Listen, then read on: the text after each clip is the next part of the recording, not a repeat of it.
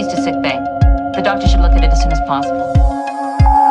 It is the way in which we propagate our species. Please demonstrate how this is accomplished.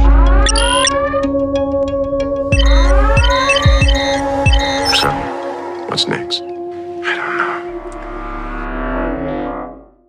Hi, welcome to Casual Trek, a Star Trek recap and ranking podcast, brought to you by Nerd and Tie and Orion Slavers. Yes, they are totally endorsed by Nerd and Tie. Just want to check if they're listening. I'm Charlie Etheridge Nunn, a writer and a The 100 fan. And I'm Miles Reed Lobato, a science fiction writer and a fan of Doug Ramsey, the new mutant who may not have had a power that's good for superhero fighting, but it didn't stop him from getting in the fight and doing what's right, even if it did end up with him coming down with a bad case of gunshot to the back. But don't worry, he got better 20 years later, and then they nerfed his power set to ridiculous levels. I mean, we're not getting to the time where he got internet addiction.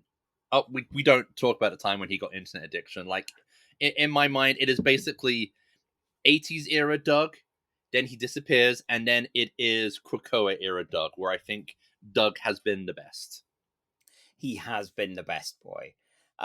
We, on the other hand, are possibly not the best people as far as Trekkies go, because we're, fans of Star Trek, but it's far from our first thing. And as such, we're going to be watching 3 episodes of Star Trek and rank them on our big list of best to worst, judging as only a person with a positive yet passing knowledge can in this objectively perfect list. All right, so this time we are doing something a little odd. We've got a triple bill of Enterprise. In the 4th season, they made a load of 3-part episodes. They were interconnected while also being of their own thing. And we had no clue whether they were a dedicated 3-parter or not. So we're going to find out. And how better to do that than by watching the adventure of Brent Spiner getting a paycheck and being a Soong again. Hooray!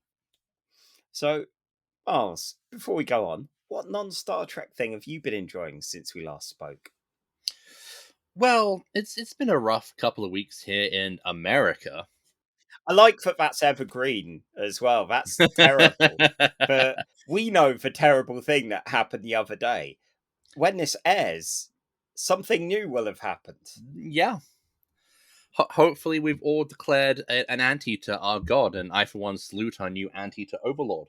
But we were just trying to discuss like watching a movie, and Rihanna kind of wanted to watch a horror movie because she's been kind of stepping into that particular genre of movie.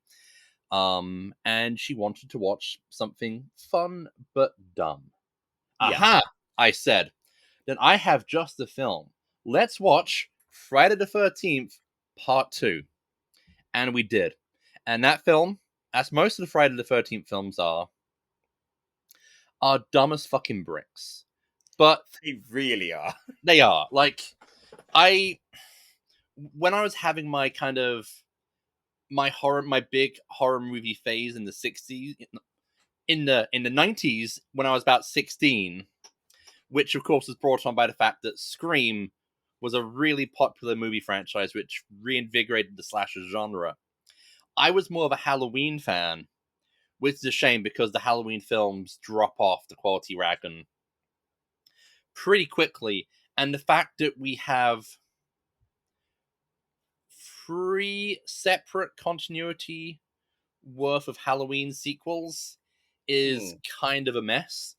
So I'd only ever seen like the first 3 Friday the 13th films, and like I said, dumb as bricks. They're cheap exploitation, but they look good. They're mostly shot on location, and yeah, they are the text for every single slasher cliche. Like, you got your dumb teenagers, you got your stoners, you got your couple who only exist to get killed whilst either post fuck or during fuck, and then like the one, like the funny guy who you relate too much to, but you also hate at the same time because you can kind of see yourself. And then we watched that, we had fun, and then like a week later, we're like, hey, we're trying to decide on a film to watch, and we thought, hey, let's watch Friday the 13th Part 3. This one's in 3D, which I haven't seen since the days of VHS tapes, which I bought. Oh god, it was the little cheap video stall along not Sydney Street, but where the Snoopers Paradise is, and that little area beforehand, which used to be a cafe at some point, but had like a secondhand video shop in like the front. Mm. And yeah, and Friday the 13th Part 3 in 3D is, again, if you think Part 2 is dumb as bricks, this is dumber than Bricker than Friday the 13th Part 2.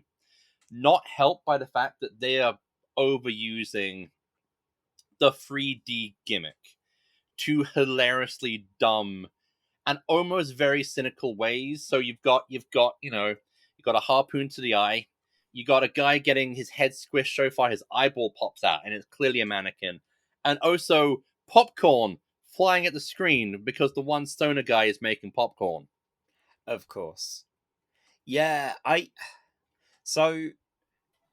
like horror, but very much, again, along with that Scream kind of renaissance and revisiting of it all. I'd only been reading horror until then, and I didn't really go backwards much.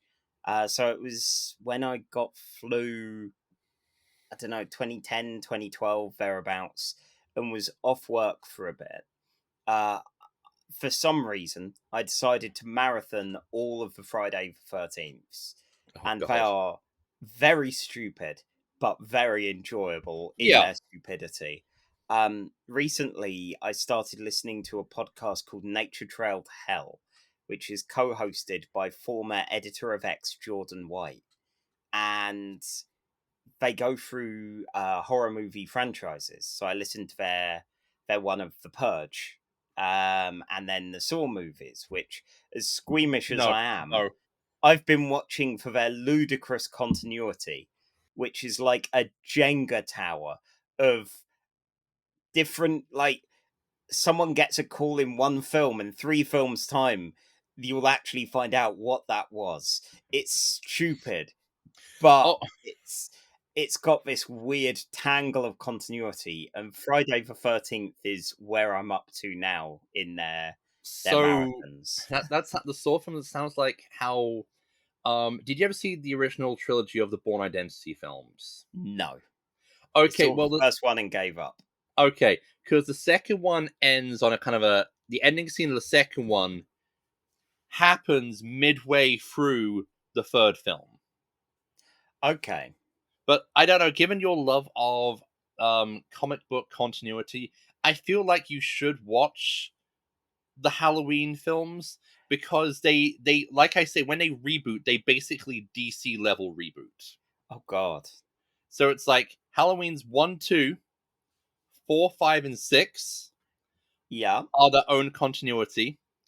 Then it's Halloween 1, 2, and 7 and 8 are their own continuity. Uh-huh. Then Halloween 2018, Halloween Kills, Halloween Ends are their own continuity. And we're probably going to get another continuity of Halloween films sometime soon. Yeah, give it a few years.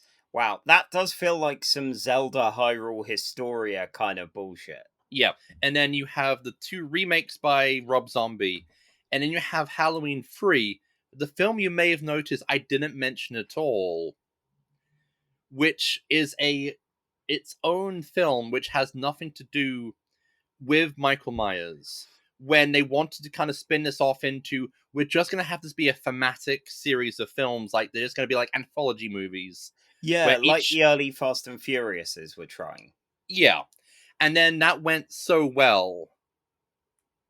They went, well, shit, for Halloween 4. Okay. I know we blew up Michael Myers at the end of part 2, but he survived that. He survived being set on fire and blown up.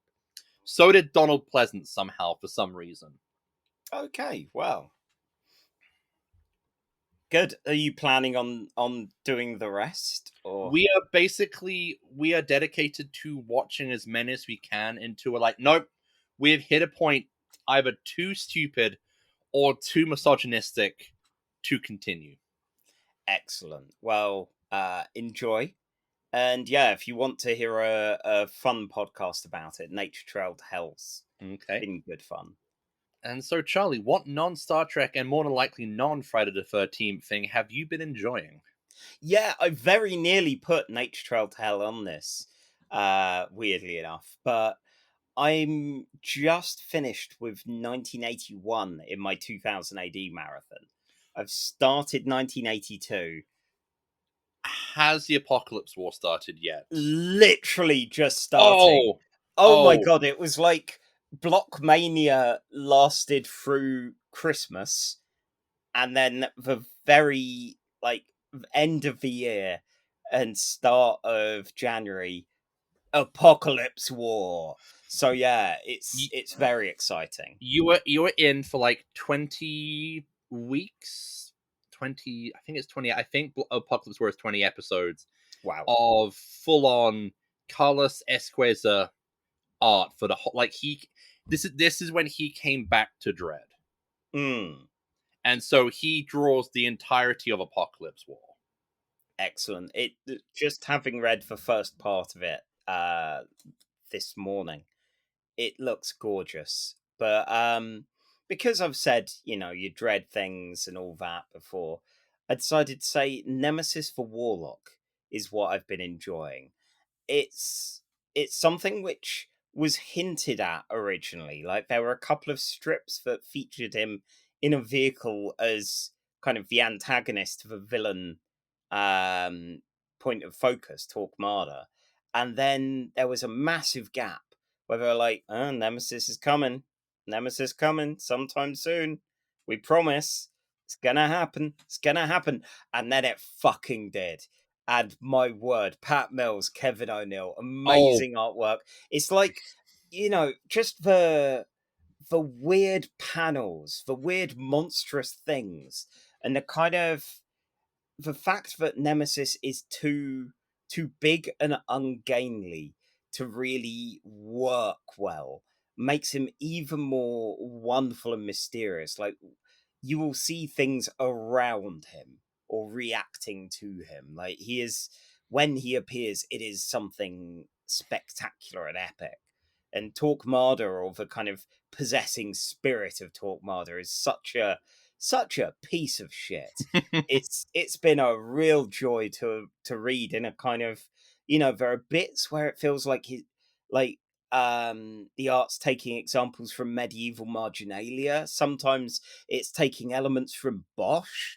It's just glorious. Sometimes you get some real almost folk horror-y vibes where these people are trying to hang and kill Nemesis, and they all start suffering these weird maladies and problems. And it's like, because our hero, who is hanging from a noose, in theory dead or dying, is blighting all of them for their part in his downfall. It's been incredible to experience. Do you think you can quickly surmise the basic gist of Nemesis the Warlock for our mainly non 2000 AD reading audience?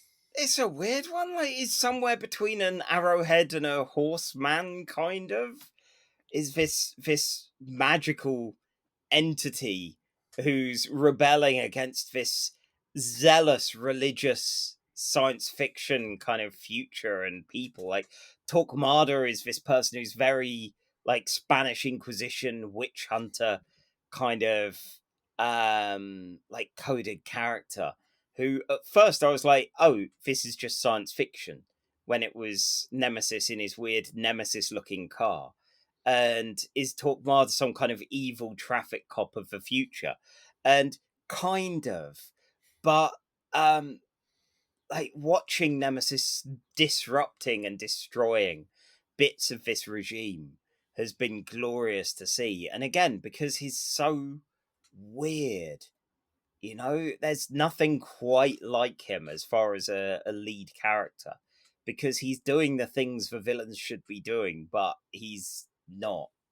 You know, he's this weird kind of witch thing almost. It's made me want to find the indie hero clicks that I've got to get the nemesis for Warlock that I'm pretty sure was on there to put up on the desk at some point. I'm pretty sure I've got a dread there already. So yeah. But yeah, it's been fun. I'm curious to see what book two's gonna do. And it feels like it's done less of the kind of here's your initial story, here's actually the origin of it, which some strips like Strontium Dog and Rogue Trooper have done. It seems happier with us not knowing. I think there is some kind of establishing stuff in later parts. I'll be honest, book 2 is a bit of a step down because it's not Kevin O'Neill. He comes back for book 3. It's no. Jesus Redondo, who Okay. is good at weird, but not Kevin O'Neill weird. And then round about book 4, we get the art of Brian Talbot, Oh, who will do the art for books like, I think he does books 4, 5, and 6. nice. And if you ever read like Luther Arkwright, you know he can do these sort of dystopian feudalism mixed with science fiction really well. Yeah. Excellent. Well, we are not here to talk 2000 AD. We're here to talk about Star Trek, and specifically Enterprise. Oh yes, it's been a long road. We'll start off with season 4, episode 4, titled Borderland. It aired on the 29th of October 2004, written by Ken Lezebnik and directed by David Livingston. The UK and US number one hits feel extremely 2004. They are Eric Prids with Call on Me and Kiara with Goodies. Yeah. I vaguely remember hearing Call on Me on the radio. I don't remember Goodies at all. And as much as I like a G-Funk whistle, it didn't really have any staying power for me. I remember the Goodies as in Bill Oddie, Tim Brooke Taylor, and Graham Gardner. Yeah, Kiara was singing about them, surely. Yeah, clearly. You know, anytime, any place, they'll be there. Yeah. Yeah, and I remember Call on Me, but I've always thought it was either he was either saying "Run away, lean on me" and not "Call on me," because I'm actually notoriously bad at hearing song lyrics. So I thought for like the last 20 years, I thought he's been saying "Run away, lean on me, run away, lean on me," which is a very kind of mixed message of a song. It is a bit. Are we to run away from him, or are we to lean on him, or are we going to run away to lean on him? Well, I guess we're running away to call, because otherwise, it wouldn't be worth calling you if we were in the same place. That's very true. If you've run off, then yeah, now we There can we go. chat on the phone. That's probably it. Now, Charlie, you have 5 minutes to talk about Borderland. Not Borderlands or Borderlands 2 or Borderlands the prequel. Just Or the keep on the Borderlands. Yep. And as much I'm sure you'd like to give us your claptrap impression, no. No, please, God, no. Alright, and go. Hey, it's the Klingons! Oh no, they've already been taken down by some youths with mullets who look like an early 2000s version of the characters from the 100. And yeah, those fuckers on Paramount Plus hid the skip intro button, so I had to pause it before I saw it. Anyway, we're on Earth, and at night it looks slightly less like bad 360 graphics than it did last time we saw it. Archer is visiting Arik Soong, who's like a really smug, nerdy Hannibal. Apparently, the Mullet Gang was some of the Augments he illegally created, so Archer needs him to help catch them. They need to go to the Borderland. On the Klingon ship, we see the Mullet Gang all in fashionable tatters, with nary a hairdresser among them. Malik led this attack, and while he's pretty pleased, his girlfriend, Persis, says their leader, Rakin, who she's also the girlfriend of, won't be pleased. It's all a bit tense, all a bit high school, but with some murder. Soong enters the Enterprise all jovial, poking at the emotional scars of the crew, but it's fine, Where would he escape? After all, we'll see. Yeah, he's one of those I escape with a paperclip in my mind kind of prisoners. Anyway, Trip tries to catch up with T'Pol, who got married last episode, so I guess he didn't stop it like we'd hoped, and like her mum seemed to hope. They're interrupted by Archer, who has a neat new captain's chair. Also, he meets up with T'Pol and gives her a compass for her first official day on the job. Finally, they're at the Borderland, which looks a lot like the rest of space. Soong is chatting with Phlox, who knows how dodgy he is and isn't giving him the benefit of the doubt, even though he's also a bit of a mad scientist. And then the ship shakes. It's Orion slavers. They beam T'Pol and a few others away and then flee. And Soong, he's used to dodgy things. He knows where they're going. Varric 3 to sell the abductees as slaves. Meanwhile, Malik and Persis have a confrontation as she's going out with Rakin, but she says she totally likes Malik, and Malik's being really dramatic about it all. Anyway, the Orion slavers have T'Pol and the others in cages with horrible things in their necks that'll give them a shock. Ensign Jeff Pierce is really freaking out with the energy of a man who knows that his shirt is very red. Archer is going to Varric with Soong and put a transponder in him so he can easily be beamed back if he flees. T'Pol, meanwhile, is dragged off and Jeff fights back. He is extremely easily defeated. And a giant Orion lifts T'Pol up like she's some kind of doll, shakes her around, and people bid on her. She sells for a lot of money, and she is not amused by this entire thing. I just want to say, T'Pol reacts to being picked up how my cats usually react to when I pick them up. She's very much got that look of like, I did not want this. Just hanging there, look, slightly annoyed. Yeah.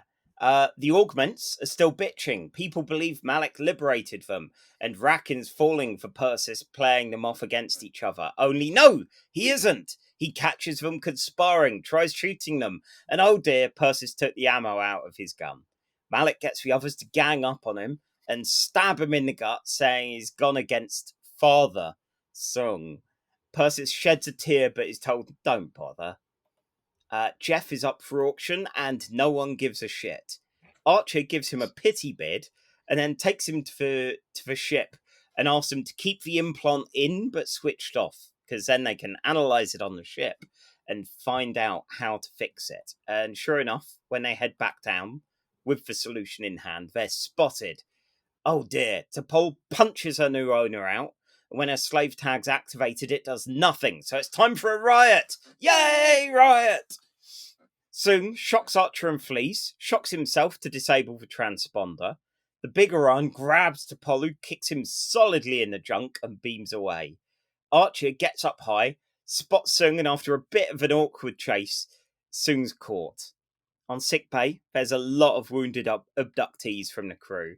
Trip visits T'Pol, who says that her honeymoon, such as it was basically meditating alone on a mountain. Then the ship's hit! Oh no, the Orions are after them, but they've been driven off by the Augments in the stolen bird of prey. They want Soong, and they're not afraid to quote Nietzsche. Oh. So close. All right. Okay. All right. Okay, Charlie. Yep.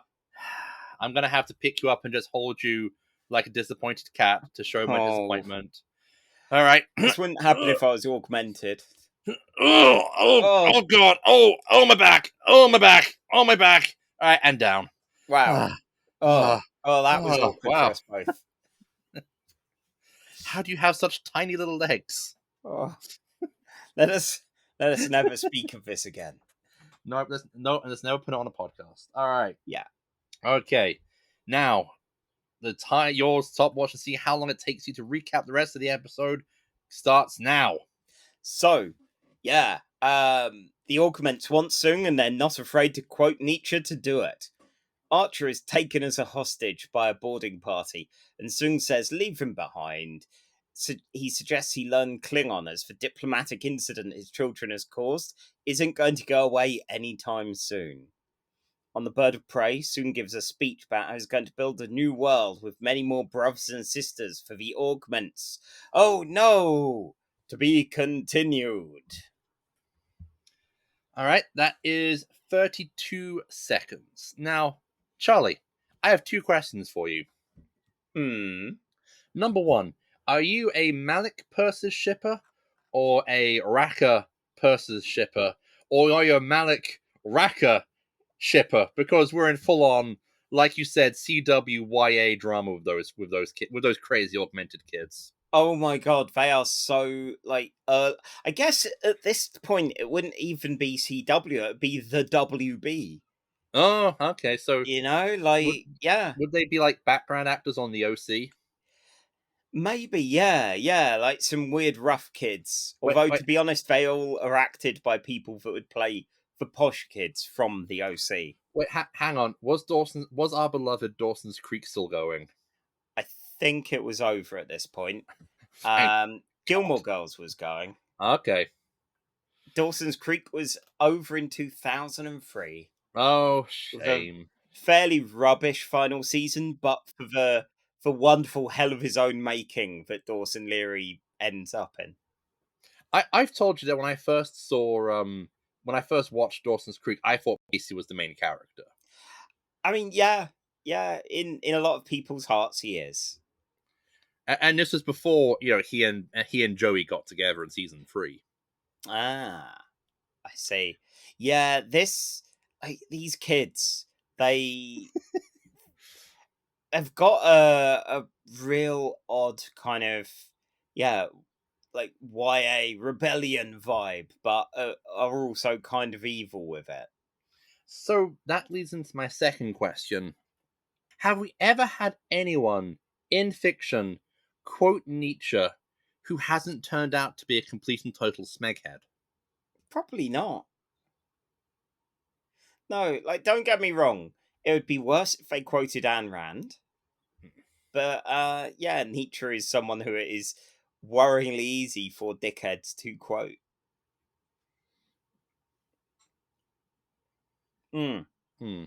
Yeah, Malik was he had a kind of, oh, this is our lead boy who is going to be our point of view character, our kind of hero in all of this. It's like, no, he's just an arsehole.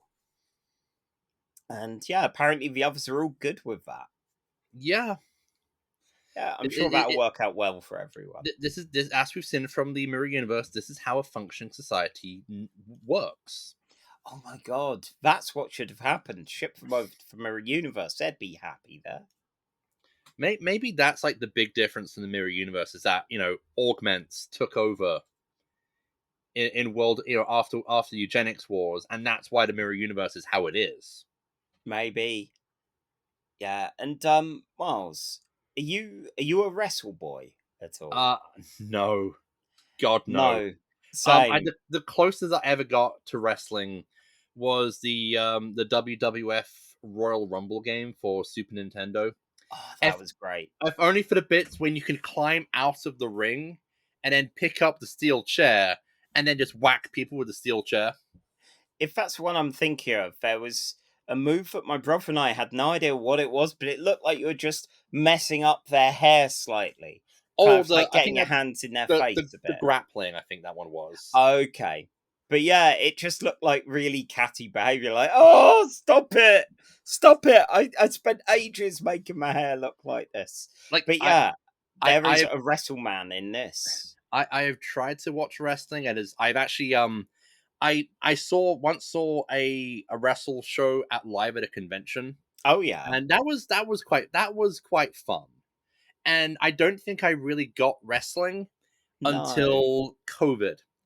And I was watching a clip of the wrestlers doing their shtick on the stage in the ring in a completely empty stadium, but they're still bringing the energy as if they're delivering all these grandiose speeches to crowds of thousands.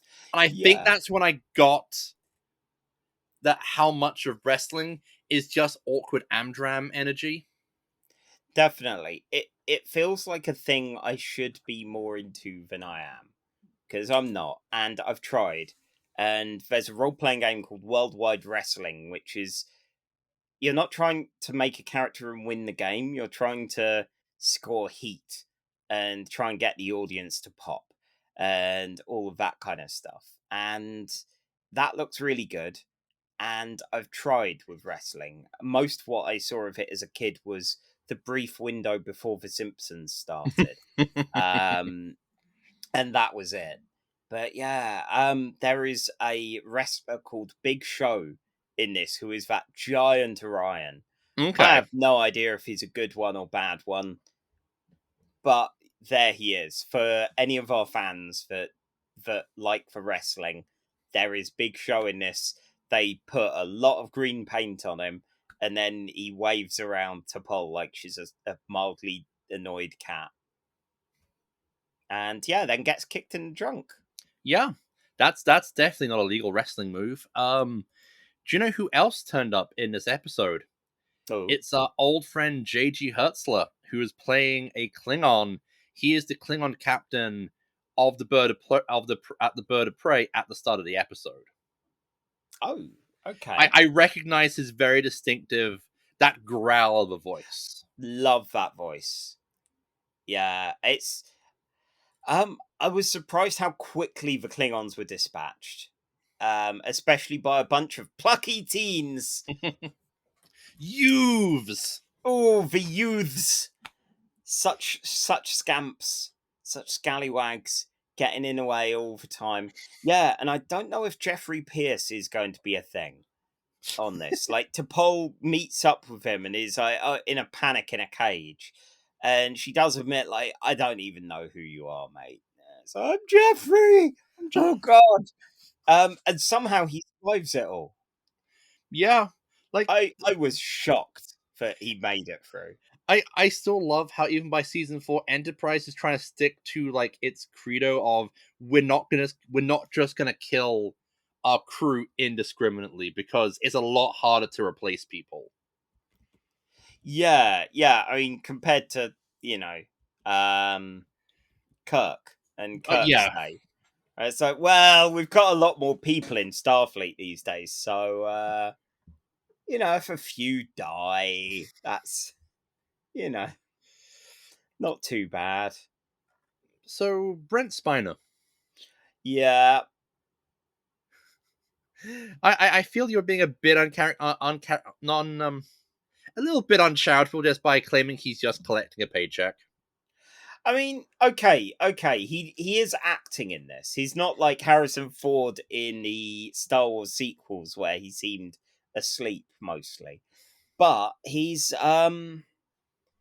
like he's very much I've met nerds that have the level of smug like I don't know, smug antagonism that he has, and it just They're, rubbed me up the wrong way. I was like, they're, "Oh, Brent." they're usually Rick and Morty fans, let's be honest. Yes, yeah. Um, but yeah, he was entertaining if quite cliched. Yeah, like it's always fun to see Brent Spiner not, and clearly he also enjoys when he doesn't have to be Data and can kind of Yeah, no face paint, no face paint, actually being no, able to emote. yeah. Yeah. Like I feel he did the psychotic madman a lot better than whoever that guy was who was playing Duran in the one episode of DS9 where Duran is in Esri Dax's head and going, Oh God, "Ooh, yeah. I am a Fear killer, a killer." See, I enjoyed that terrible hamminess. It's like, mate, I mean, it's different for us. We know because we saw moments before the episode with the other actor, Yeah. playing Joran Dax. Where it's like you killed 3 people and not in a "oh, I'm so sinister" kind of way. Yeah, I guess he was just keeping entertained. And this episode was, it's set up for what we're gonna get in the next two.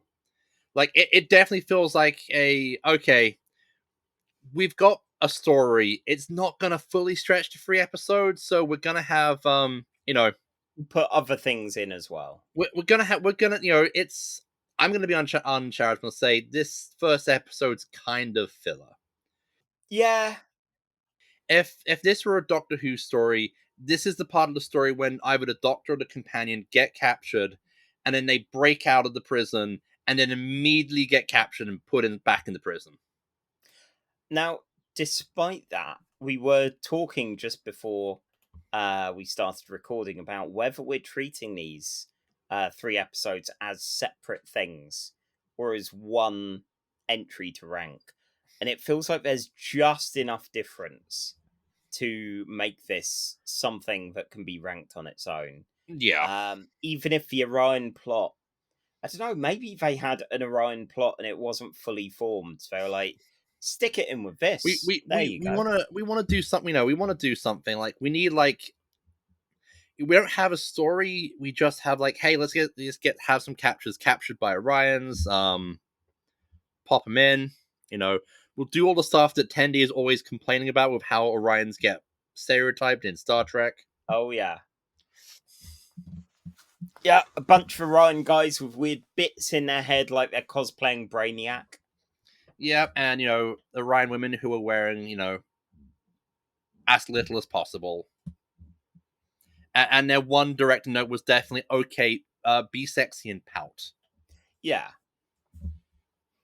So, yeah, with that in mind, the ranking, not the being sexy and pouting. I know we both do that when we're not. We're very talking good at it. We are. Just because you lot can't see it doesn't mean it doesn't happen, all right?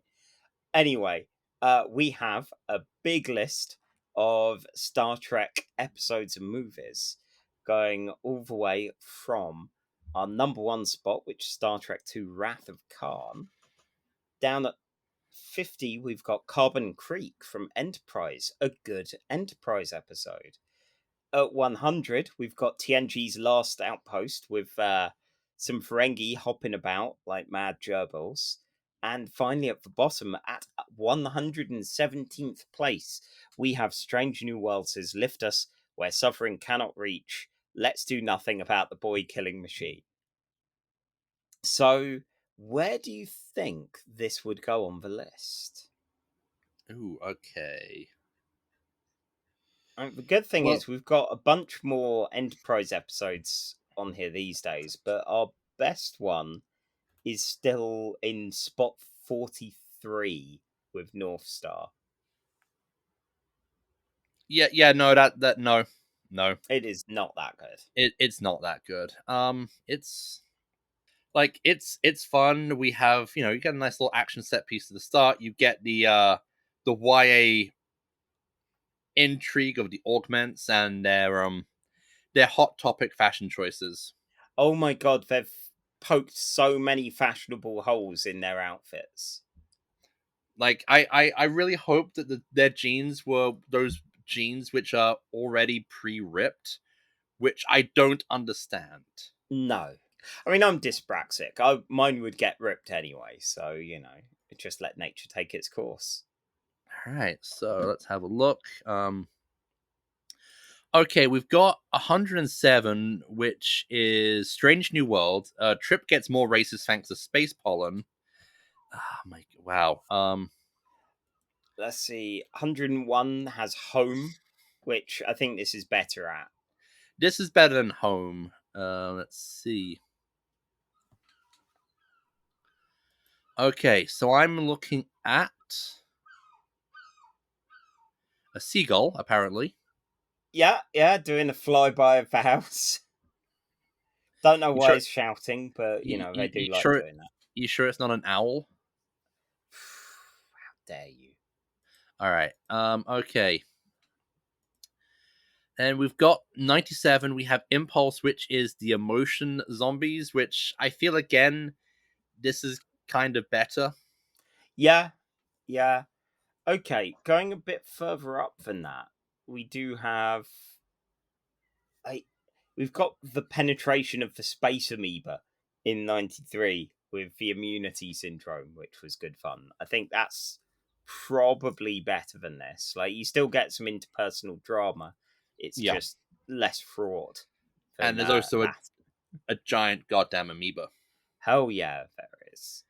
Alright, and after that, at 94, we have Picard Season 1, Episode 6, The Impossible Box, where Picard has a reunion with Hugh. Oh, yeah, and all the weird false memory stuff, which was Yeah. good fun. Oh, And then after yeah. that, we have, yeah, I think this might be our new 97, just beating out Impulse. Yeah. Yeah, I'm good with Yeah. that. Cool. The seagulls are coming. The seagulls They are coming. very vocal tonight. I think the weather's maybe, yeah, they're heading in. Are they celebrating a Spain winning the Euro Cup? Probably. Like, their hearts are filled with rage and chaos anyway. So, for all I know, they're celebrating, a car crash or someone spilt chips. They're screaming, "It's not coming home! It's not coming home!" in Seagull. Yeah, probably. On to episode 2, which is also Star Trek Enterprise Season 4. This time, episode 5, titled Cold Station 12.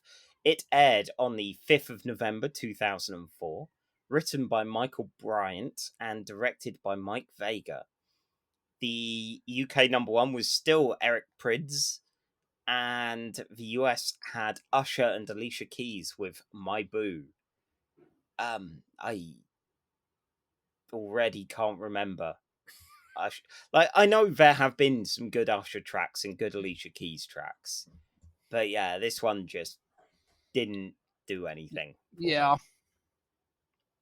Yeah, I think, yeah. Anyway, Miles. While Channel 4 cuts some of the scenes in this for violence, they are cowards, and I assume you'll be keeping them in, if not escalating slightly when you recap. All right, I'm ready. Right, best thaw yourself out and get recapping, starting now. 11 years ago, Dr. Soong is telling his very young collection of augmented super kids that humanity hates and fears them because of the eugenics wars. Young Malik asks if there are any more, and Soong tells him that there's a whole bunch waiting to be born.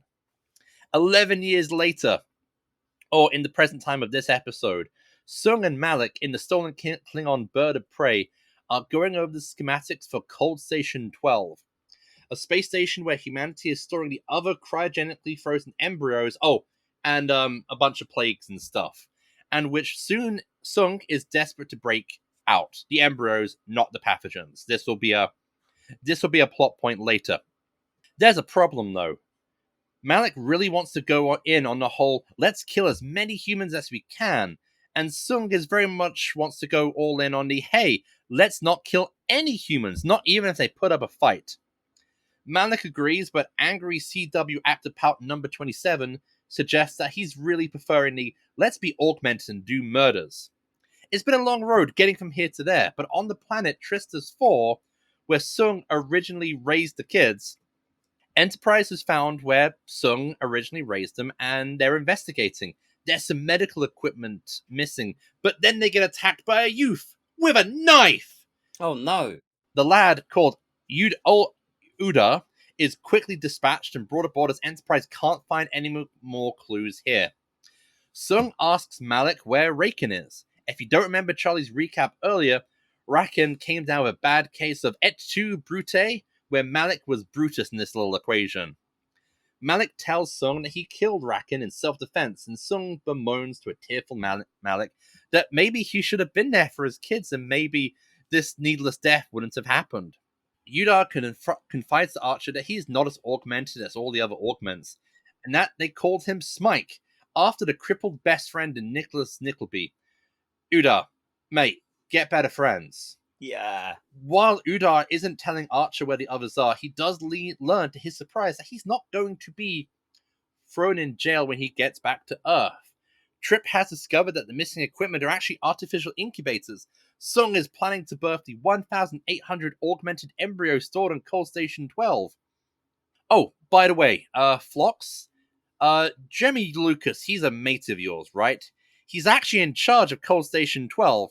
I'm sure that this isn't going to turn out to bite any of us in the non-genetically enhanced TOS, right?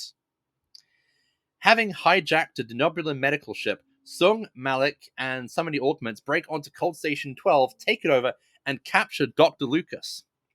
Phlox and Archer have a little conversation. Archer is starting to see what Soong is saying about, why banning genetic engineering might have been a bad thing, especially since it could have helped save his father's life. It could be used for good. Phlox's species have genetic engineering, but maybe their wisdom had matched their instincts, and this is probably about as much of an argument on the ethics of genetic enhancement, genetic engineering, as the episode is ever going to give us. On Cold Station 12, they can't break the encryption to get in on the embryos. Lucas bluffs and says he doesn't have access. Soong doesn't believe him, but as Enterprise arrives, Soong uses Lucas and the lives of the other researchers to threaten Archer to turn around. With no other choice, Archer turns around, but maybe there's a way in. Malik, on the other hand, has found a way to force Lucas's hand. There's all these really cool diseases here. Maybe we could just kill one or two of the unnamed scientists, as a little treat to Malik, but mostly to make Lucas give them what they want. Soong is reluctant, but Malik is able to convince him that, hey, maybe a little murder is okay. They throw the deputy director into a special plague tube and expose him to a little number called Cymbeline Bloodburn. I don't know about the burn, but there's definitely plenty of blood. Archer, Reed, Udar, Phlox, and some cannon fodder, Makos, covertly beam onto the station. Wow! This is just like Metal Gear Solid. They locate the life support systems and get to work. Soong is pleading with Lucas to tell him what they want because he's uncomfortable with Malik beating up an old guy. You see, when Malik told Soong that he was going to soften Lucas up, Soong thought that he meant that he was just going to moisturize him, maybe administer some lotion to some dry skin, not just repeatedly hit the guy in the face. But when Lucas tells him to go to hell, Soong just decides, time is up. Into the plague pod with you. Okay, fine. Right. Are you comfortable in the plague pod? Not particularly, but I'll cope. Okay, and I will start the timer. When Lucas tells him to go to hell, Soong just decides, screw it, let's just kill everyone. Archer and the strike team are quickly captured. Oh wait! Malik realizes that Phlox and Lucas are friends. And Phlox is a main character. His name is in the credits and everything, which means that when they threaten Phlox, and not some unnamed character, despite the fact that Lucas worked with the unnamed deputy director on the same space station and everything, if we threaten Phlox, then Lucas has to give them what they want. That's basic storytelling. And guess what? It works! Wow. Now Malik and Soong have the embryos. Enterprise tries to activate the station's self-destruct procedure, but the stolen Klingon bird of prey gets in the way, and they have to focus on fighting off the Augments on the ship. Soong loads the embryos onto the Denobulan shuttle and asks Udar to come with them. Udar chooses to stay with Archer. Soong is upset, but wishes him well and leaves. Malik, meanwhile, has decided to help himself to a collection of those really deadly pathogens. Well, everybody needs a hobby. Archer and Malik get into a fight. Archer even does a very impressive high kick and everything, but Malik soon gets bored and needs to escape. So he tells Archer that he set the space station to release all the pathogens into the air filtration system and kill everyone there. Except for Udar. He doesn't want Udar to die such a painful death. So he just shoots Udar instead. Malik might be a bit of a shit. Yeah. Soong, Malik, and the frozen embryos escape Cold Station 12, and Archer, Lucas, and co. need to find a way to stop the pathogen breach. But they better think of something quickly because they've only got 40 seconds. But it's fine. They've also just cut to closing credits. I bet you this shit never happens to Cold Station 11. Wow. Well, that is 2 minutes and 2 seconds over. And I I like that this was a kind of proper classic Star Trek medical station kind of thing, you know? Let's get a space station and just fill it with all these diseases and some clone embryos. Why the fuck not? What could possibly go wrong? Who decides to work there? Who fills in the job application going, yeah, fuck it. Let's go on a space station in the middle of nowhere with, just a load of diseases and somehow a button that will release all of them. Who builds that? So you've clearly never seen or read The Andromeda Strain by Michael Crichton. I have not. Is that exactly it? This is just the Andromeda Strain. It's kind of like there's a big in the Andromeda Strain. There's a big underground medical research center which has all these different levels, which is built with the idea of studying space pathogens, and it's entirely hermetically sealed off from the outside world. There's even a nuclear bomb where if there's an outbreak in the station, the bomb will go off and blow up the entire research station, which of course that's what happens. And the characters have to one character has the one key which can disable the bomb, but don't worry, there are consoles to deactivate the bomb on all the levels except the level they're on because of funding. Right. So yeah, I'm guessing like there's really good perks. Perhaps it's like it has a really good perhaps they get like a really good discount at Space HMV. Maybe it's something where there's a planet nearby, and that's where they'd stay, and the commute's pretty short or something. Who knows? But yeah, like it was an interesting one for seeing what feels like an original series style space station with some kooks and that on it. I'm sure I recognize the actor that was the guy in charge there. Dr. Lucas. Yeah, Richard Reel, who I was trying to find any recognizable credits, and he's been in so many things. He was in Columbo's and Murder She Wrote. He's got that kind of look of a day player in one of those kind of shows. Yeah, he definitely has American character. Oh, hang on. I know who this guy is. He's the stapler guy in Office Space. Yes. I think. Yeah. Maybe that's why he's there. He literally took his stapler. Maybe it's like in Office Space they realized that they weren't actually paying him, so they just sent him to like a pathogen-filled space station, just hoped eventually the problem would sort itself out. Yeah, nature will take its course. This is vaguely near Klingon space. Something's going to happen with this. This is what we definitely want on the edge of Klingon space, which is a space station filled with every fucking disease known to man. Yeah. I mean, that said, maybe that's why. Just like, keep all the dangerous shit. Not like missiles, not like weapons, but the stuff that if you futz with at all, it's going to go haywire. And we know the Klingons are people with zero chill. If they break in, problem will fix itself. Unfortunately, Malik and his lot don't do that. And this is where Malik once again just escalates, being a real dick. Okay, I want to ask you a question. Yeah.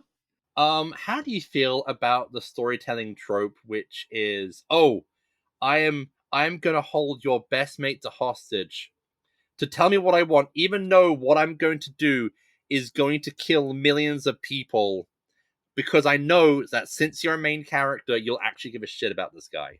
Yeah, it's a tricky one with that, because like sometimes you do see that subverted with people going, okay, no, like, let them shoot me because fucking millions of people will die otherwise. But I guess it is that thing where it is playing on the fact that this is one person who has a name versus millions of Klingons that you've never met. Yeah. Kind Because of it's thing. like, okay, so Phlox an amount, I guess. But like you're okay with letting your coworker basically bleed out. Yeah, that was a rough scene. I can see why That was that must have been what Channel 4 cut, because it's not pleasant. no. I forget that Enterprise was on Channel 4 and not BBC. Yeah, it's weird that. But yeah, it was interesting seeing it get that far. I guess in the modern Star Treks, you hear some of them swear, you see some things go a bit brutal, but you don't expect it of the Berman You, Braga era. you don't really expect blood. Like No. when Lucas was getting the tar punched out of him, like his face was kind of bloodied up for a while. Mm. Yeah, which again, you're beating up a guy that looks like an affable old man. This is Yeah, harsh. you're beating up a guy who played Santa Claus in a film called, hang on, it was called The Hebrew Hammer. Oh, okay. Okay, I was just scrolling through his Wikipedia. Yeah, he's a guy that if he had a full beard instead of a moustache, perfect Santa vibes. And Yeah. these youths beat the shit out of him, and Oh, wreck all sorts of stuff. Oh, okay. He was born in Menominee. Yes, I've lived in I've lived in the state for so many years, and I still can't say half these names. Menominee Falls, Wisconsin. Menominee. Menominee. Do do do do do. Do do. Menominee. Do do do do. So yeah, he's a local boy. Wow. Okay. Well, a local Santa, and these youths beat him up. Oh, terrible behavior from them all. Um, Sung, you might be a bad parent. yeah.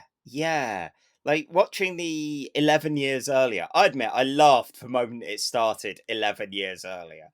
It's like, oh, we're going here, are we? But also that immediate thought of, well, if I want a cult of personality, how best to do it? But by, creating a bunch of children, and while they're young and impressionable, telling them all sorts of stories that fit my agenda and my take on it all. So yeah, some good cult training from a Yup. younger son, who also reminded me, oh yeah, he looks a bit older in the present day, but he's not old. No. Brent Spiner at this point. Yeah. Oh, and there were some fun X-Files lights. I Oh, assume they were stolen from them. more than likely. Well, yeah, given the general attempts at cheapness. But Well, given that all these production companies all probably go to the same LA-based prop house. true. Yeah. So yeah, this one felt a bit less of its own thing than Borderland. It was this one whereas I went from confidently these episodes stand alone to I don't know. Yeah. Yeah, as much as the space station stuff was fun. Um yeah, it doesn't quite stand alone, but it No. is the middle part, so it is what it is with that. And still has some fun moments. So, with that in mind, where should this one go on the old board? The old big list. Okay. I guess the immediate thing is this better or worse than Borderland? I don't know. What do you think? So I like the set of Cold Station 12 more. Yeah. Okay. But Borderland had more of a thing going on with the Orion slavers and having to figure out, we can't just blast it. Yeah. We shouldn't, it's too late to just buy our way into getting our people back, and that's not going to be great. That's just going to encourage them. So it had a more interesting problem than Malik's going to release all of these pathogens, because we're not even seeing the conclusion of that at this point. All right. So we've got okay. So below Borderland, we've got Impulse, which is the emotion zombies. Mm-hmm. I feel that this is better still. Yeah. Okay. Like you have the nice little scene between Phlox and Archer when they discuss genetic engineering. Hmm. It is kind of nice to see Phlox have have like a character beat where it's like, oh, here's your friend. He might be in danger. You know, don't worry about it or anything. Um, is this when they start just teleporting people willy nilly around? Because I remember like the first episodes of Voyage of Enterprise, them not using the transporter is a big deal, and now they are Yeah. transporter spamming that bad boy. Um. I remember seeing that in Minefield, which is, Season 2. but they're still very much in the kind of I'd rather not Yeah. kind of use that. So yeah, I guess they're a lot more confident. The effects feel a lot more advanced than the previous ones. So I wonder if they get some upgrade or something. Maybe. Don't know. But yeah, so what between Borderland and Impulse? Yup, that might just be like the easiest one we've done. Wow. I don't know, like Okay. I don't know. I think like when we did the Tuvix episode, like I think all three of those episodes originally came in very close together. Yes. Oh god, yeah, with Chitrell and all of And that. and sweaty Brad Dourif. Ah. Well, the list was a lot smaller then, Yep. and it was a lot easier to go, actually, these fit close together. And unlike Brad Dourif in Lord of the Rings, no one shaved their eyebrows off for the part in this episode, which I have to say that's shows a lack of dedication to the It does. acting craft. Yeah, actor who plays Malik. Alec Newman. Right. So, yeah, that brings us to our finale, the third part of this Augment saga, titled The Augments. This is Enterprise Season 4, Episode 6, aired on the 12th of November 2004, written by Michael Sussman and directed by LeVar Burton. Ah, Yeah, he's up in this. And right for the dramatic conclusion. I would say that that's one kind of a mark in not treating these as a free passer because they're all written and directed by different Entirely writers. different Even though I'm people, sure yeah. like they broke stuff down in the writers' room for the story. Yeah, they've all got quite a different feel to them. I definitely think there is like a feel to try and make each episode distinctive that you can come in and not particularly worry that you missed the last two parts. You know, because you've got the Orion stuff in the first episode, you have the cold station, hostage, die hard on a space station, Hmm, and then you've got part 3, which we know we got more of a epic space chase. definitely. Yeah, so the US number one hit was Usher and Alicia Keys again, and the UK had Ja Rule with Wonderful, which, again, these all feel incredibly 2004. Like, not necessarily in a complimentary fashion, just very much that. I just gotta say, you know, at least it's not Coldplay. Yes. Yeah. Yeah, there's that, I guess. Like, you know, we So, had to be lucky that, you know, at some point, you know, while doing some late era Voyager or some early Enterprise, we are probably gonna have to deal with Coldplay. yeah, and probably a lot of them. Hmm. Well, it could be worse. Could be Snow Patrol. So, yeah, I'm bringing this home with Right. the recap of the augments. Okay. And there's you said something about a containment breach? Oh dear. Yeah. Like, yeah, I don't know if you're paying attention, but like, I go into a dormant state whenever I'm not recapping. all right, okay. So in your fugue state, Dr. Lucas had one job and utterly biffed it, and Oh, now all the plagues of Cold Station 12 are gonna be released. Meanwhile, on Cold Station 11, I think it might be Taco Tuesday, or ooh. they're having a pizza party. Oh, lovely. Well, that's good for them. Meanwhile, And everyone in Coal Station 12 is coming down with a bad case of death. yeah, and now the conclusion. Go. So, containment breach. Oh no! Archer's playing about in a tube and isolates the room with everyone else in so they're safe. He's got less than a minute to make it out. Can they transport him? Not really, not in a tube. So he gets them to shoot the bit of the station he's on out, and he gets launched into space just long enough to get beamed onto the Enterprise. Hooray! And all right in those opening seconds of the show. The Augments have entered Klingon space. Malik is sitting in Dad's chair, and oh, he's not happy about that. Malik admits to killing Archer just to piss Soong off even more. The Enterprise fakes a Klingon warp signature to better fool both the Augments and any Klingons who they're currently in the turf of. Malik gets very upset that the next batch of kids that Soong's making will have improvements. He sees it as a judgment that he's not perfect after all, and the Augments pick up a Klingon ship. But wait, it's Archer! So much for him being dead. Soong's probably a bit pleased because he was frowning on that as a whole concept. Anyway, there's a bit of a shootout, and the bird of prey dangles a Denobulan ship they'd kidnapped out the back, knowing that it will take the Enterprise a little while to save her while they rocket away. Malik suggests during this that the Augments use a torpedo full of pathogens from Cold Station 12 to kill a bunch of Klingons and provoke a war between them and the Federation. Soong doesn't like this. He just wants to go to a bit of space called the Briar Patch, hide on a planet, and do some mad science. Trip and T'Pol try to have another chat about the wedding and are interrupted once again, this time by the warp trail being picked up so they can give chase.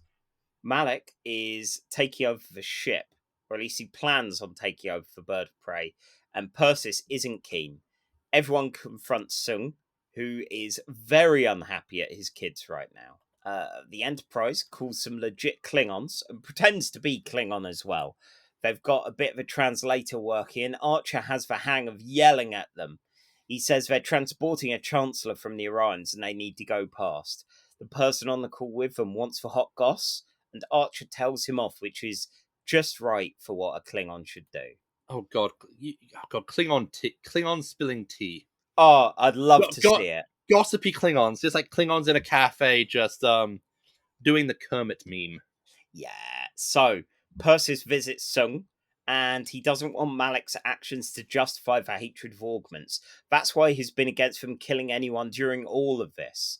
She helps him to escape, and it's too late to stop Malik and his whole missile plan, but Soong gets out of there. He's shot out of the ship on an escape pod, is picked up by the Enterprise, who put him safely back in a cell, where he's like, oh yeah, I want to stop the Augments now that they want to kill. I've made some bad children. Speaking of which, Malik suspects someone of helping Soong. He plays about with who it's going to be and whether he should torture them, and Persis deflects this, but it's way too late and he kills her. The Enterprise senses a ship, and Soong's busy winding up Trip and T'Pol, stopping again any more wedding talk from them. It's a hell from the real Klingons, and they've seen through the ruse. Soong tries to talk them round, and it doesn't take. A fight ensues, leading to the Enterprise pulling a wing off using their grappling hooks, which is pretty cool. The Augments planning on how to deploy the torpedo, sense the Enterprise and flee. They're a bit too fast for the Enterprise to catch up with, and the Enterprise just manages to shoot the torpedo they launch before it hits the planet. Soong suggests where to shoot on the bird of prey to disable it. The neck, apparently. The neck of the bird of prey is where the power grid is. And boom! They're disabled. Malik's hurt and everyone's scattered all over the place, so he sets the ship to blow up. Soong calls, but it's too late. They're all dead and Soong's work's ruined. Soong gets escorted not for sale, but to crew quarters for his good work. And surprise, bitch, it's Malik! He's wounded and is beamed over for some vengeance. Slasher horror returning from the dead style. There's a fight, and then Archer shoots a fucking hole through Malik. Right through him. The Klingons are satisfied by this. Soong's back in his cell on Earth and is made aware his work will be kept. Oh, So close. so close. Oh, well. Okay. All right. And stopwatch, go. So, Soong's back in his cell on Earth, and he gets reassured that his work that he keeps putting on the walls and keeps getting taken away and destroyed is going to be kept for future use. Wink. He starts pondering giving up the whole genetic engineering thing. Doesn't seem worth it. Maybe he'll play with cybernetics. Wink. Maybe some robots. Maybe one with slightly weird, kind of slightly golden skin. And the same face that Arik Soong and somehow all of his family have. And one of them might be called Data, and one's going to be called Law, and he'll be mates with a crystalline entity. Do you get it? Do you get it yet? Do you? To quote Ewan McGregor in Attack of the Clones, "Oh, Anakin, you'll be the death of me." Aww. 46 seconds. I am surprised that you missed out that Malik kills Persis. I thought I did Persis. say that, yeah. Oh, I must have gone into a few mistakes. I didn't cover it as long as the fight scene is, because that's surprising for kind of where he's all like, oh yes, well, it's only one of these four people. Maybe I should get this person and torch them. And she's like, no, mate, maybe hold off. And it's like, Foolsies, I knew it was you. Time to get knifing. And yeah, like she gives it a good fight, but Persis, the fact was too late. He kills her. I must have missed. Yeah.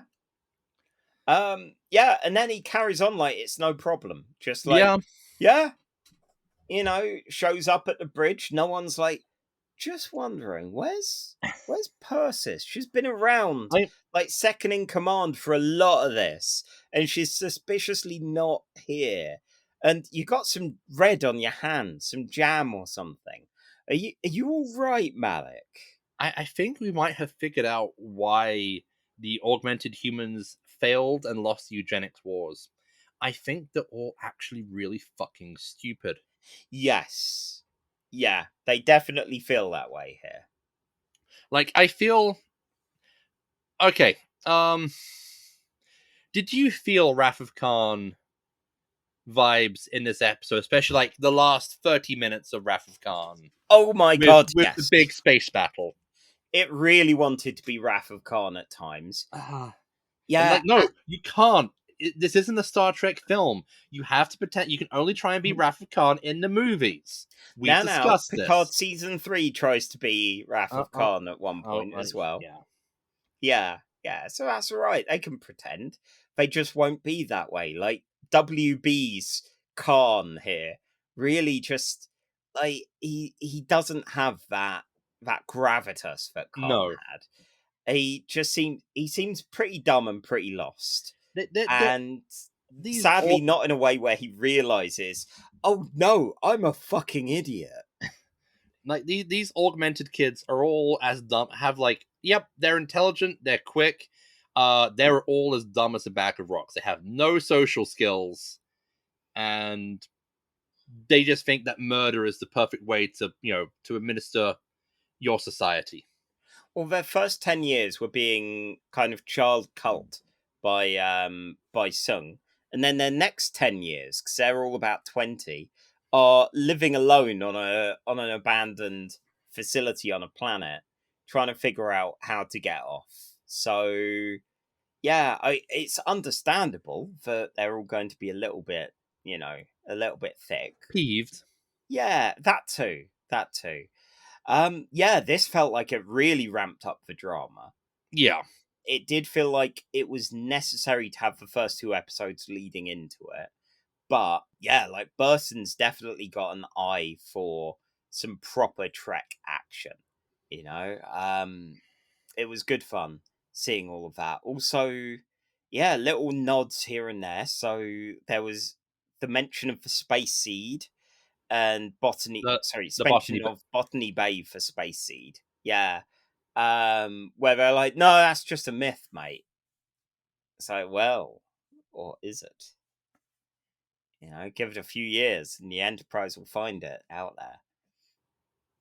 With people with similar kind of clothes, mostly in like weird tatters and things.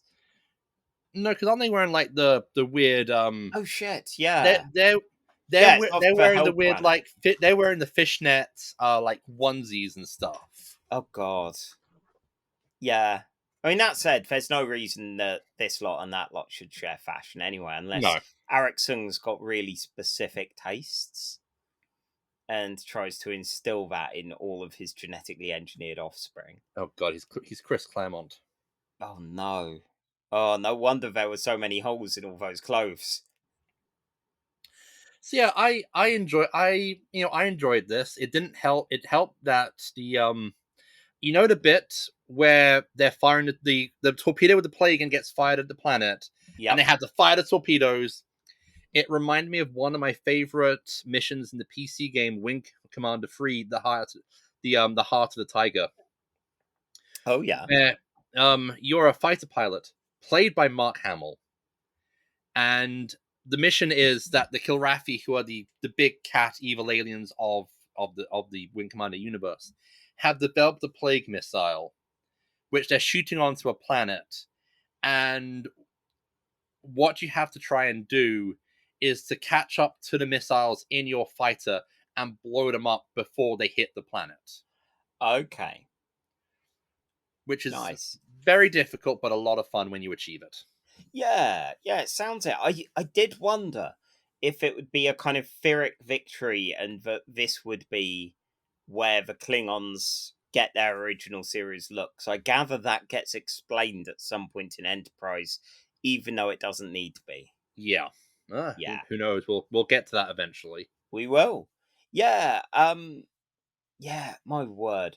Apparently on Channel 4, the edits, again to deal with violence, just removes the fight between Malak and Persis, so she just vanishes in that, which is some impressive level of There, editing. I love like weird edits for TV.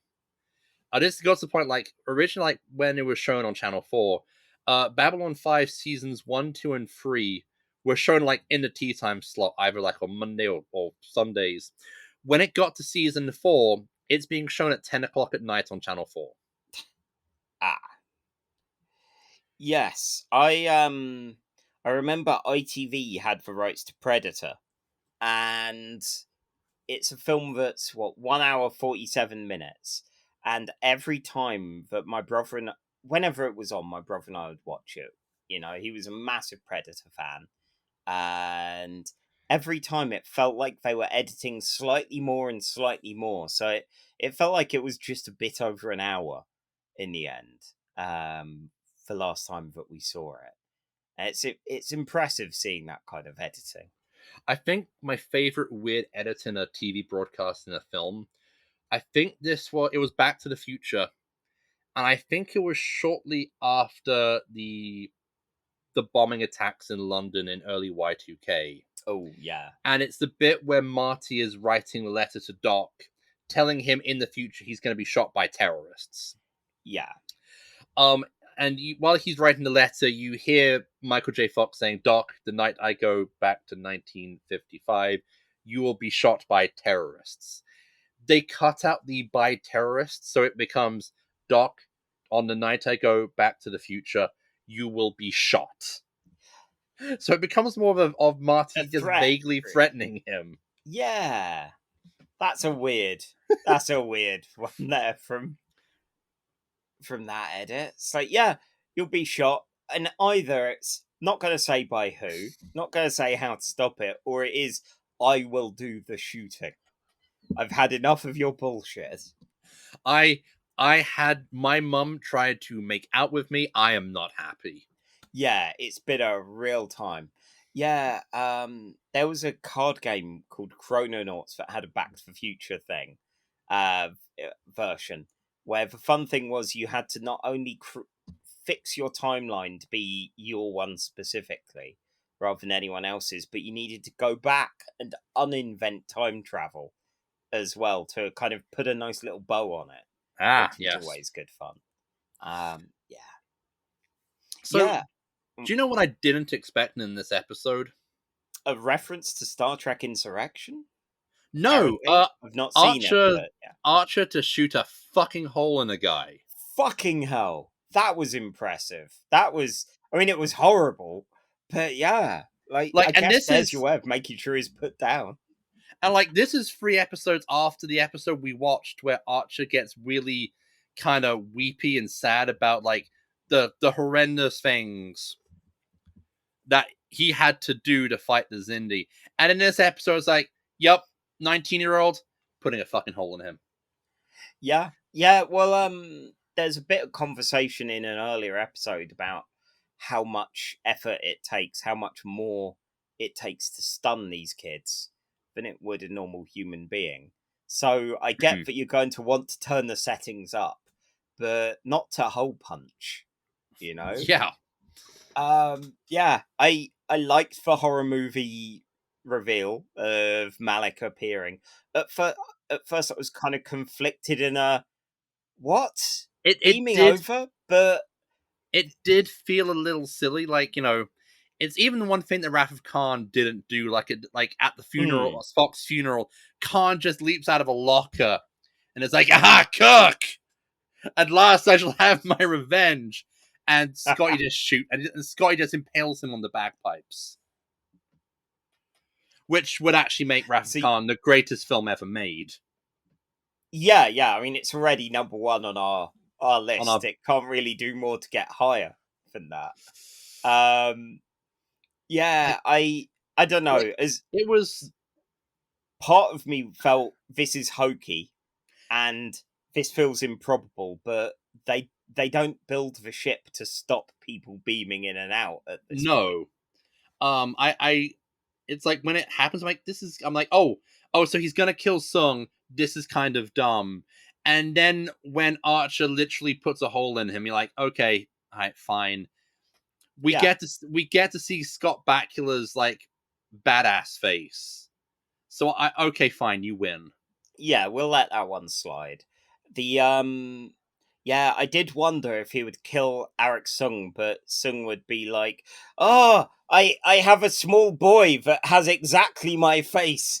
Tell him, don't do genetic engineering. It's all for futures in robots." And then die. Which I feel they went on a slightly better thing by having him. Yeah, it's still kind of equally hokey.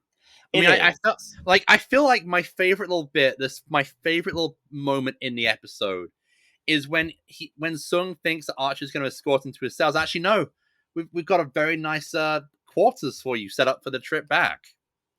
I'm like, oh, okay. He's not as antagonistic to, Soong's earned some degree of freedom before they slam him back in a cell on Earth. Yeah, I mean, that said, is not someone that necessarily deserves that. But no. I guess even at this point, he's broken. Yeah, he's broken. Yeah, he's not going to try and Hannibal Lecter his way out. Yeah, and I feel that Brent Spiner does a good job of showing Soong's conflict over the 3 episodes.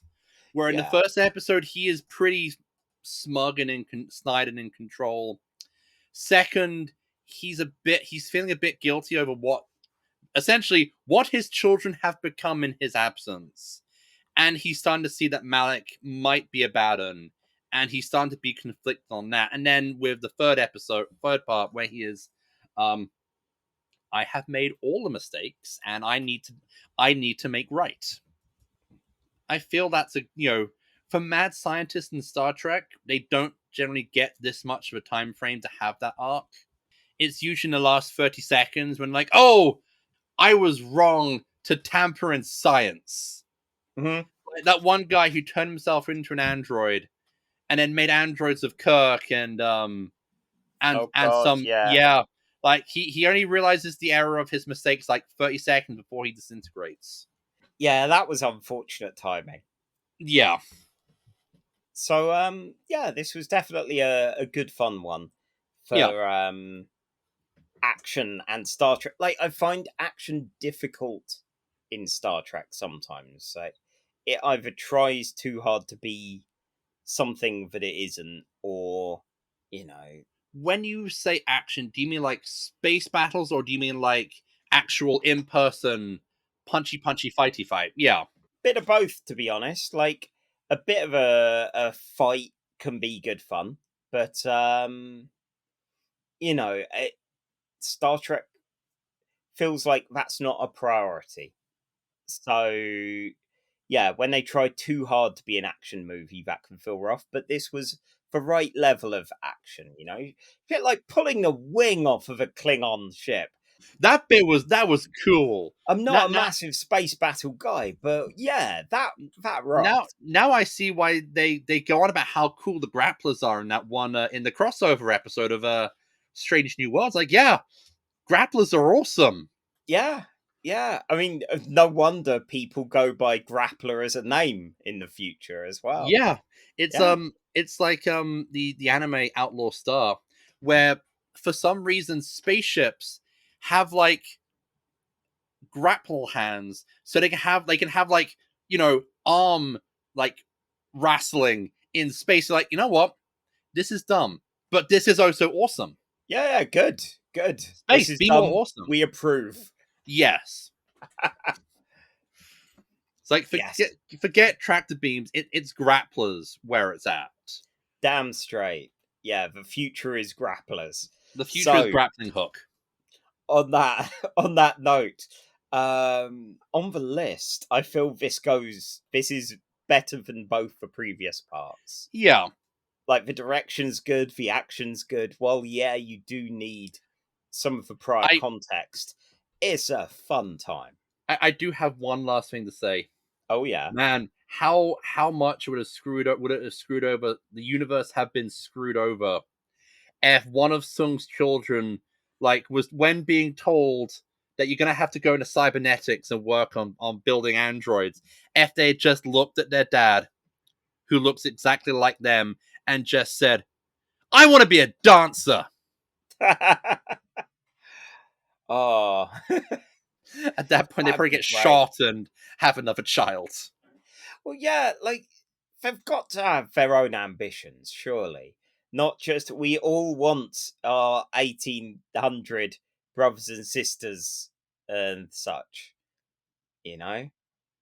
Yeah, it's like the royal family have to have the heir and the spare. Like the Yeah, one who you're definitely going to give the science books, and the one you just make sure doesn't drink paint just in case. yeah, yeah, exactly. Unfortunately, the augments were mostly the drink paint ones. Maybe he just gives birth to himself. Like it's just ever increasing clones of himself. Okay.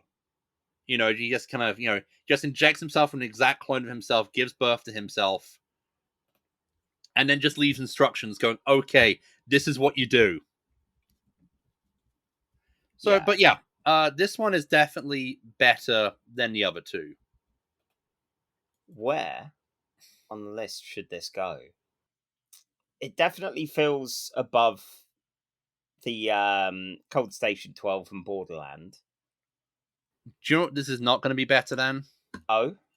Star Trek II, The Wrath of Khan, which is currently number one on the big list, because I'm sorry, the What? Augments. Young adult Khan isn't good enough. I'm sorry, we have Khan at home. You might be slightly better than Star Trek Into Darkness, but that's a long way off. And I have thoughts on Star Oh. Trek Into Darkness. I both can and can't wait for that. You mean you can't wait? Hey. Hey. Oh god. Okay. Let's see. We have at number 82 Kobayashi, which is Prodigy, which is Dal's speedrunning a Kobayashi Maru badly. And I feel Kobayashi is better than this.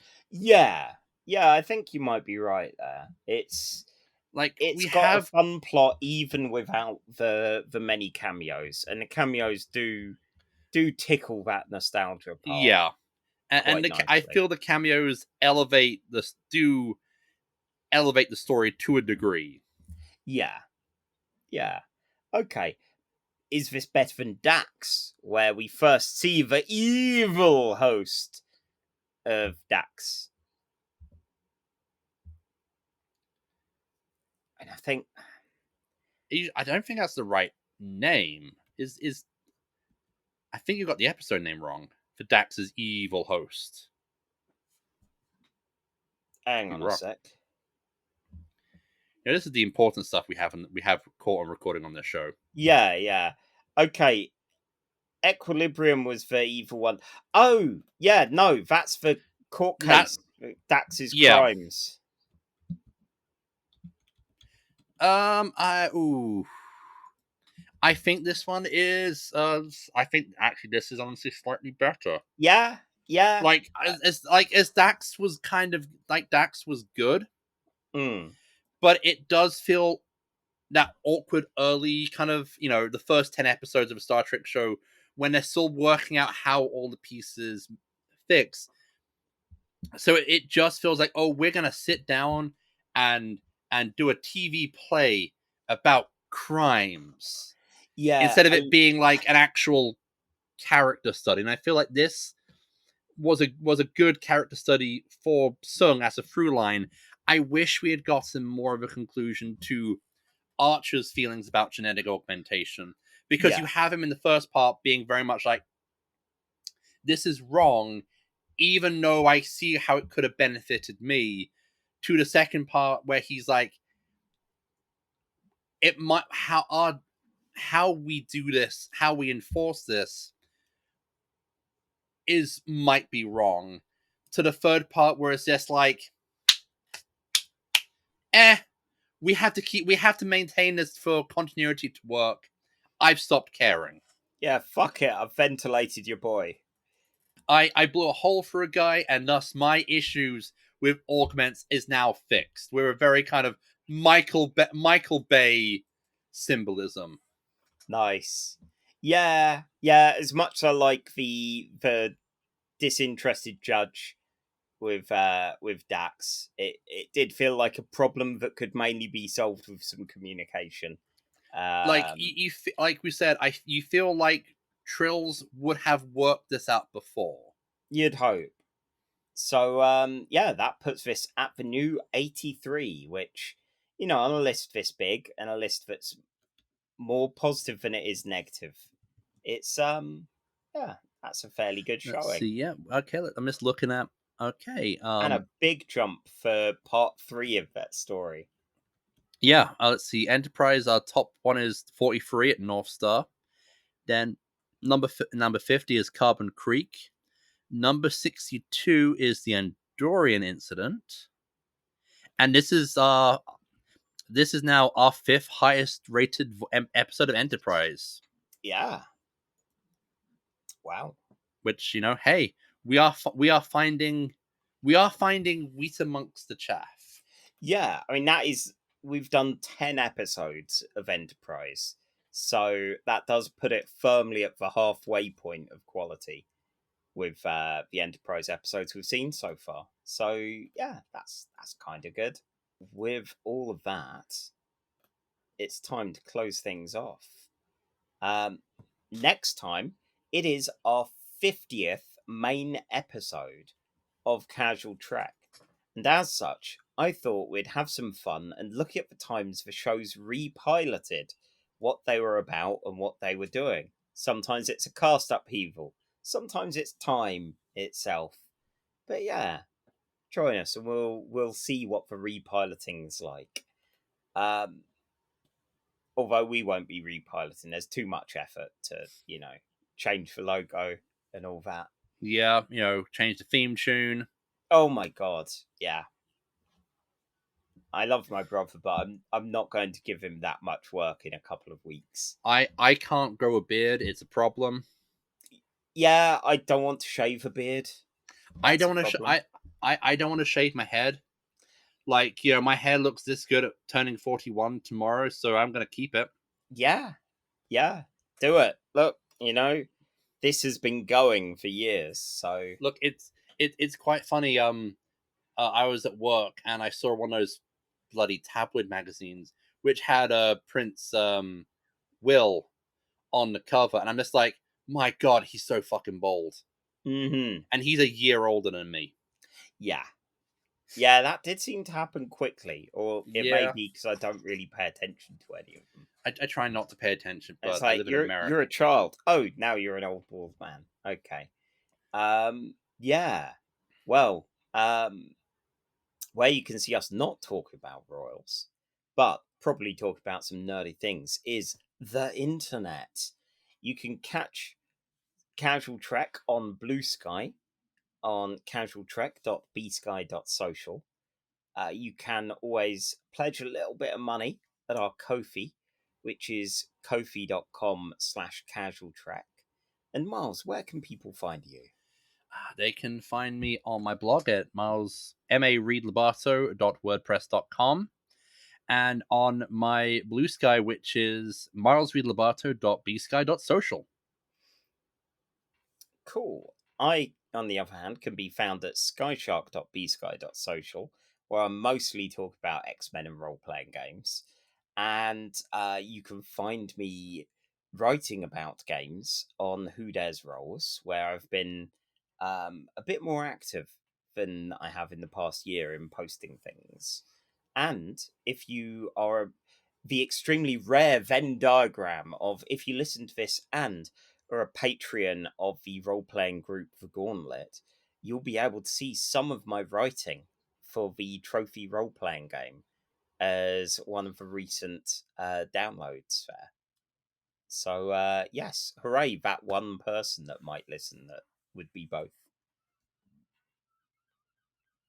Cool. So, with all that, go do a Starfleet, do not do a Eugenics. And live long, eat a jelly baby, and don't get sold into slavery, or just don't endorse slavery. yeah, slavery. No. It's Slave, our stance. Admittedly, not Nerd and Ties. We did say that they were yeah, associated with Orion slavers, but Charlie Etheridge Nunn, Miles Reed Lobato, both anti-slavery. we're British. We established the slave trade just so we can take credit for abolishing it. Damn straight.